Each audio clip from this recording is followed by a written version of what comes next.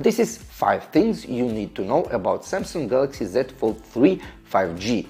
It is the best folding phone on the market, most durable, most progressive and helpful, and the price is surprisingly good. And now let's delve into it, shall we?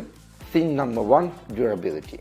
Galaxy Fold 3 is first foldable phone with IPX8 water resistance. Dust is still a problem, but folding mechanism is greased and made out of stainless steel, so it can survive much more weather. The polyamide protecting film on dynamic AMOLED 2X display is 3rd generation, and if Samsung to be believed, is 80% more resistant to scratches. Thing number 2: progressiveness.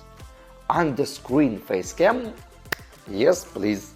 It is obviously 1st gen, and quality is fine to say at best. But in business it is still very needed in some tasks. And during film viewing it is very obscure, and I love how it looks. It is just right amount of jank, which for someone can be disturbing, but I really dig and love this. Besides, if you really need a selfie masterpiece, you can use any main 12 megapixel shooters and external screen as a viewfinder. And progressiveness continues to One UI 3.1. Yes, I still prefer first versions, but new has very important multi-screen additions. Grid supports up to 3 separate apps and 1 floating window one. You can swap them easily, save preset with a grid layout and quickly add new apps from a side menu. Yes, not all apps will support multi-screen, but a lot of them will.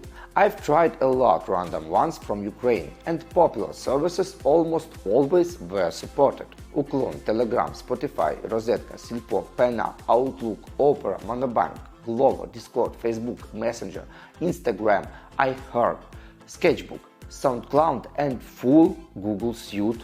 That's a lot of possibilities.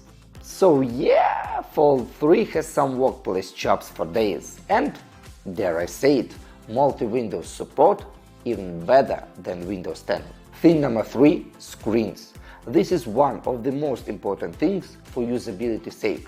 Internal 7.6 Full HD Plus Dynamic AMOLED 2X screen, external 6.2-inch long Cat 1, both support 120 Hz refresh.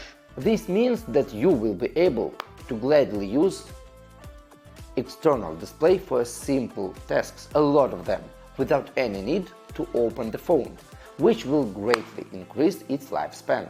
Thing number 4: priorities. Samsung Galaxy Z Fold 3 is not every man's phone and not a flagship on a top-notch spec sheet.